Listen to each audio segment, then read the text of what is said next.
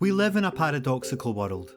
One that's more connected than it's ever been, yet one that can feel disconnected in a social sense, in which instant gratification, algorithmic urgency, and social media dependency can all too easily distract us and detract from real human bonds. That's not to mention our busy working lives, which make it challenging to maintain relationships, as well as all too often leading to exhaustion and burnout. Shortened working weeks and flexible hours have become desirable for many, likely after the last few years put life in perspective, whilst countries like Denmark, where this is the norm, are consistently voted amongst the happiest in which to live. Coupled with the phenomenon of quit talk, in which predominantly young employees make celebratory videos about resigning from toxic workplaces, it seems like there's been something of an awakening to the need for a more flexible and healthy work-life balance. This could be reflected in the games we choose to play, a medium which is no stranger to mirroring cultural attitudes. An old game theory episode explained the popularity of dating simulators in Japan, satisfying the emotional needs of overworked Japanese men, fewer of whom are getting married as it would mean spending their lives working to support a family they never see. It might sound kinda sad, in more ways than one, but it's an interesting symbol of how gaming can both reflect and engender social perspectives. Much more recently, the escapist Yahtzee Croshaw expanded on this idea on a more global scale, looking into the trend of cozy games, titles characterised by task management rather than dexterous skill, as well as a wholesome setting and narrative, serving as an escape from this crazy world and the deafening tick of the doomsday clock. This would encompass things like Disney Dreamlight Valley, Animal Crossing, Unpacking, and the repetitive but annoyingly addictive Spiritfarer. For one reason or another, the escapism of life sims seems to be an increasingly appealing prospect in both the AAA and indie spheres. The game that perhaps best embodies this idea of cozy escapism is what could be seen as an early example of the genre, Stardew Valley. A farming sim, come dating sim, come decorating sim, come dungeon crawling RPG, it uses the idea of social isolation to set up the plot. It begins with your player avatar rotting away in the office of a faceless corporation, your skeletal co-worker already has, when they finally snap. Instead of posting it on TikTok, however, they open a letter from their deceased grandfather, telling them to escape the rat race and build a new, serene, community-driven life at his abandoned farm in the titular valley. Before you can say P45, they're on a bus to the coastal town. For a game that came out 7 years ago, it feels increasingly relevant, and this video will look at the way in which it handles its integral aspect of humanness and character development, shaping the lives of both its in-game residents as well as its real-world players. Stardew Valley started as a CV enhancing project for Eric Baroni, a computer science graduate of the University of Washington Tacoma who struggled to find employment after graduating in 2011. A longtime fan of Harvest Moon, he felt that series had started to go downhill and so, as is often the case with indie developers, decided to create his own substitute for the ailing farming simulator. Working part-time as a theatre usher while his supportive girlfriend worked 2 jobs to get them by proved to be fertile ground for his idea to bloom, as the introverted dev spent 10-hour days crafting his one-man passion project. The game was finally released in 2016 to rave reviews, millions of sales, and landing Baroni on Forbes' prestigious 30 under 30 list of high flyers. And he never had to show someone to their seat again. The gameplay mainly involves running a farm. You'll clear the land for agriculture, sow and harvest crops, feed and raise animals for their produce, go mining and foraging in the wild for resources, forge materials, slay monsters and catch fish, all in the name of making a profit to upgrade your tools and amenities, as well as expressing yourself by arranging and decorating your farm to your tastes. It's an organic, satisfying, and somewhat addictive feedback loop when coupled with the sublime music and charming sprite-based graphics. That's only half the story though. In his aforementioned letter at the start, Grandpa doesn't tell you to grow and sell as many lucrative pumpkins as possible, to increase the value of your wine by aging it in a cellar, to mine for ore to smelt into gold bullion. He speaks of connections with other people, which in a way is the real crafting in Stardew Valley. This other main mechanic involves getting to know the townspeople, who vary in age, gender, occupation, ability and personality. Talking to them and gifting them appropriate items will strengthen your rapport, which in turn will unlock enriching content, with each character having various heart events, extended cutscenes that occur when you reach a certain level of friendship, revealing more of their backstories. Maxing out your hearts with one of the eligible bachelors or bachelorettes will even allow you to date and marry them, which might even bring children into the mix. Never mind your crops. It's these relationships that you'll want to see blossom. I've spent well over 500 hours in the valley to date, a playtime which is unheard of for me these days.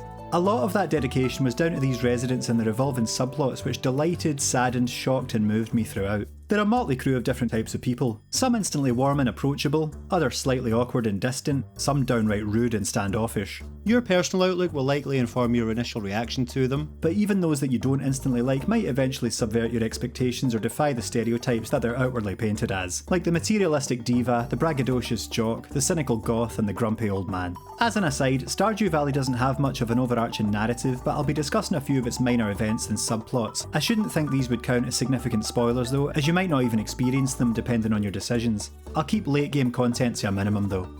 The first new friend I remember bumping into on my first visit to the central hub of Pelican Town was Jodie, a desperate housewife and mother of two whose husband Ken is a soldier on duty overseas. Yeah, there's actually a war going on in the background of this game. The events of Stardew Valley do not occur in peacetime.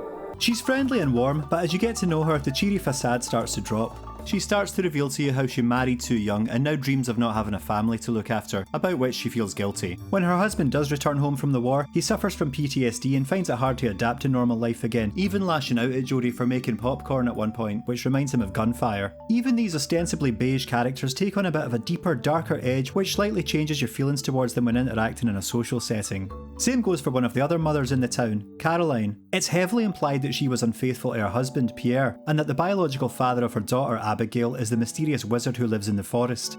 All four of them make reference to it. The wizard says he has reason to believe that one of the local girls is his daughter, while Pierre questions whether she could really be his child. Caroline, on the other hand, reminisces about taking long walks to the wizard's tower before Abigail was born, a place around which her daughter will still loiter on a Sunday afternoon. Abigail was actually my spouse of choice. She loves video games, horror movies, summoning spirits with a Ouija board and rocking out on the drums. What more do you need in a girl? I'll even overlook the fact she seemingly eats rocks and neglects her children to go to the beach. She wants to learn how to use a sword in order to go on spelunking adventures, and in one heart event is seen being scared by a flock of bats, before being comforted by the player and revealing her feelings for you. After getting married and maximising your hearts for each other, there's a final scene one evening in which you're attacked by a monster and Abigail steps up to slay the beast in order to protect you, having finally found the courage to take on enemies as an adventurer. After that, a shrine in honour of the sacrificed monster will serve as a permanent reminder of her growth as a person from a bratty goth girl to a fearless swordswoman. I'm not saying I need to resort to a digital girlfriend, but my affection for the character and what she brought to the story of Old MacDonald Farm makes me think that those dating sim fans in Japan might not be so sad after all. Alex at first seemed like a typical self-obsessed jock, the type that I always hope die first in horror movies. He was the last one I bothered building a relationship with, but his subplot eventually reveals that his obsession with physical fitness is due to being called worthless as a child by an abusive father who abandoned him and his mother. He's still one of my least favourite characters, but I felt much less indifferent to him after he opened up to me. His mum has since sadly died, meaning that Alex lives with his grandparents. His grandfather, George, initially comes across as a crotchety pensioner who claims things were better back in his day. He's confined to a wheelchair, but you'll later learn that this isn't due to frailty and old age. The truth is he was paralysed in a mining accident when he was a young man, and has likely grown bitter from losing his job and the life he knew. It's hinted at by the fact he'll sometimes send you some quality stone in the post, as though subtly expressing a desire to remain useful. If you're playing as a male and get married to Alex, George will disapprove at first, calling it unnatural, but will ultimately come to accept it, reflective of how, anecdotally speaking, older generations tend to be more conservative about same-sex marriage. Sebastian was another of the bachelors I didn't care for at first. He seemed like an exaggerated misanthropic goth, like he'd just stepped out of South Park. You can't be a nonconformist if you don't drink coffee. It was during a cutscene in the rain though that I developed a little sympathy for him. He talks about how he hopes that the dark clouds continue, but then explains that he likes the rain because he feels anxious around other people and that the bad weather makes them stay indoors, allowing him to spend time in the town without being disturbed. His basic dialogue also continually mentions frogs, suggesting an inexplicable soft spot for them. I took this as an innocuous throwaway NPC comment, but it takes on a greater significance during his final heart event in which he reveals he has an affinity with frogs, since they also enjoy being out in the rain. Little details like this that you might overlook often have a greater symbolism when it comes to the lives and times of the pixelated populace. Pam and her sweet daughter Penny live in a trailer at the outset of the game, their life's not made any easier by Pam's alcoholism. You can opt to build them a proper house as part of the community upgrades through Robin's carpentry service, leading to an emotional scene where Pam promises Penny that their lives will get better. Upon visiting their new digs, you'll find Pam praying to the deity, Yoba, for help to stop drinking, having been unable to sober up despite their improved dwellings. The fact that Penny hates alcohol when it's given to her as a gift and never enters the town pub, the Stardrop Saloon, could be seen as a form of environmental storytelling, similar to George's gift of stone, in the way that it suggests her disdain for drinking due to her mother's problem without explicitly explaining why. Shane is another character who struggles with alcoholism. It begins with you and him having a beer as he opens up a little bit about his depression, before descending into some upsetting scenes of domestic disturbance and suicidal intentions, ultimately landing him in hospital and receiving mental health treatment. Harvest Moon this ain't. If you follow his friendship-based events through to the end, he'll be able to curb his drinking and focus his energy into more positive pursuits, including breeding a new kind of blue chicken that you can then purchase for your farm. Stardew Valley is kind of reminiscent of Chrono Trigger in that its side quests will be equally about enriching the story arcs of the cast, as well as scoring goodies for yourself. In that regard, it's worth becoming au fait with as many villagers as possible, even those who you don't initially like or with whom you don't share any relatable traits. Potential late game spoilers here, skip to the time on screen if you want to avoid them. Leo, however, is one that truly delighted me.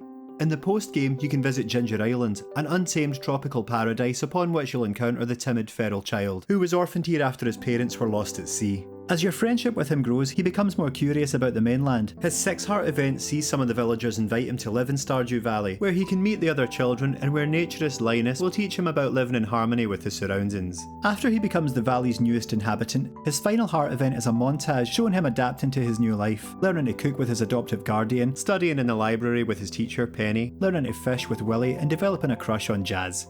I don't mind saying I teared up a little at this segment. Okay, I might have been a bit drunk while playing, but seeing Leo grow into a likeable young man and knowing that you played a part in his development was perhaps one of the most moving moments I've had in gaming. It's not just these fictional folk who'll develop through the game. Eric Baroni writes them in such a charming, evocative way that you yourself will empathise with these modest little sprites. It's highly unlikely that any one player will experience all of the heart events in a playthrough, since you'd have to befriend, date, marry and divorce several times, but that means everyone's experience will be unique, shaping your opinions in different ways. As Eric Baroni told GQ, the dark undertones were a deliberate effort to go beyond the normal confines of video game characters, portraying the personal issues that people struggle with in real life as opposed to the more vanilla nuclear family setups present in other such titles. All to make Stardew Valley feel more realistic and relatable. As Kent opines, the peacefulness of the town feels like a mask. The programming and scheduling isn't quite perfect. Characters will sometimes make remarks that make no sense in the context, such as Shane saying he'll definitely be going to the bar that night while walking home from it. You might also see heart events out of order, since there's seemingly no prerequisite to have experienced an earlier one before triggering a later one, which on a rare occasion can make the story seem like it's going in reverse. For instance, even at full friendship with Alex, and having had him tell me his innermost feelings, I unlocked a scene in which he practically introduced himself to me. The refusal to speak after 2 or 3 lines per day also makes things feel slightly stunted, but this is all small fry in the grand scheme of how colourful and cohesive a world this is at its core. The stories that unfold in the lives of the Valley's denizens stem from the mindset of Eric Baroni himself, as he explained in an interview with Cheerful Ghost. From the environment and sustainability to angst and insecurity, as well as his criticisms towards the power of corporations over governments and citizens. Joja Corporation, the faceless entity for which the player character works at the beginning, have a presence in Stardew Valley, with their supermarket on the edge of town having an adverse effect on the small local shopkeeper, Pierre. Restoring the abandoned community centre, the de facto main objective, sees Joja Mart go out of business and the people of Pelican Town reunited in a love of their home. Pierre, though, is even lured by this idea of lucrative unbridled capitalism, for which he's criticised by the townsfolk as well as the game's real-life community, if Reddit's anything to go by. This brings to mind Mother 3, which also sees a socialistic town torn apart by capitalistic intruders. Check out my video on that overlooked gem if you haven't already. While I sometimes found Stardew Valley's demonisation of corporations and modern conveniences a little overzealous, I love how it's symbolic of Eric Baroni's reluctance to fall into draining suit and tie employment after graduating. This punk plea for empowerment being the very catalyst that led to the project's creation. As the developer said to Game Revolution, Stardew Valley's capitalism is a caricature, but one that's disturbingly accurate. The thing is though, this is a choose your own adventure title, and you don't have to follow Eric's anti-corporate narrative. Instead of choosing to restore the community centre by donating items you've found and forged, you can instead become a member of the Joja Corporation and restore the town by funding them to carry out the work to the same effect. Pam and Jodie also rely on the Mart's cheaper products, while Sam and Shane both work there. The malleability of the story makes this a greyer area than it initially appears, so you have free rein to decide how events transpire. In Stardew Valley, the world is yours. It's fitting that the ambition of someone not wanting to succumb to an oppressive working life would lead to a tale of connecting with others, and that's had real world effects too. Eric Baroni's positivity and drive to create something bigger than himself, as he told BoingBoing.net, has forged what he calls the kindest, most supportive, best community in the gaming sector. Fans have tapped into this palpable passion and shown it right back, something particularly special in a time when online fandoms can allegedly become toxic cesspits. There are Stardew Valley groups based around sharing farm ideas, streaming challenges for charity, and creating impressive mods and expansions. It really has been a force for good. Eric Baroni has said he wants to look back from his deathbed on a career that's brought people joy. He's grown from an unfulfilled man down on his luck to the creator of a beloved game based around developing relationships and communities, both virtual and otherwise, and undoubtedly lived up to his dream of leaving the world a little brighter than how he found it. And that is perhaps the truest kind of character development in gaming. I'm also going to upload a wee tour of my own farm, so check out that video to see how we do things down on Old MacDonald.